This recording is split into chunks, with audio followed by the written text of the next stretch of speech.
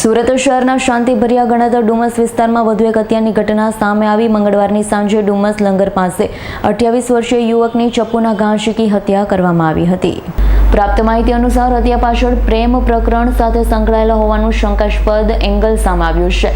પીડિત યુવક પર હુમલો કરાતા આરોપીઓ ઘટના સ્થળેથી ફરાર થઈ ગયા હતા। ચોંકાવનારી ઘટના પાછળ જે વ્યક્તિ મુખ્ય આરોપી તરીકે સામે આવ્યો છે તેની ઉંમર માત્ર 17 વર્ષનું હોવાનું પોલીસે પ્રાથમિક રીતે જણાવ્યું છે।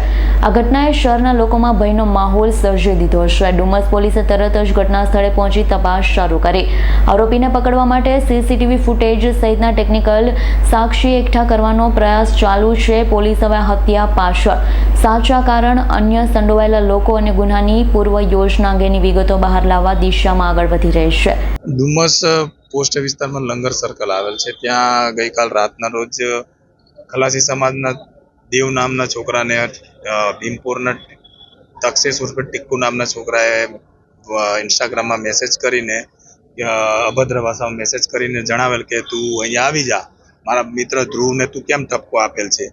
જેથી દેવ નામના છોકરાએ જણાવેલ કે મારી જે આસ્થા નામની છોકરી છે એને આ મેસેજ કરે છે, એટલે મેં એને ખાલી મેસેજ નહીં કરવાનું જણાવેલ છે, કોઈ ઠપકો આપેલ નથી। તો ટક્કુએ એને અવારનવાર ફોન કરીને જણાવેલ કે તું લંગર સર્કલ પર મળવા આવી જા।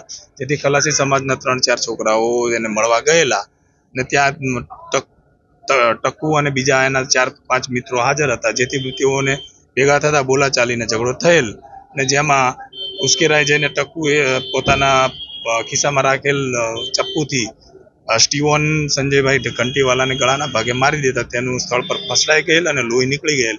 જેથી તેના મિત્રોને પણ ગમે તેમ ચક્કુના ઘા મારી દીધેલ અને ત્યારબાદ તેના સ્ટીવનને દવાખાને લઈ જતા તેને ડોક્ટરોએ મરણ જાહેર કરેલ છે। સ્ટીવન શું કરે છે? અને સ્ટીવન મગદલ્લા બંદર ખાતે નોકરી કરે છે અને 26 વર્ષની એની ઉંમર છે। Bureau report S9 news Surat. અમારી તમામ માહિતીથી અપડેટ રહેવા માટે જોડાયેલા રહો S9 ન્યૂઝ સાથે।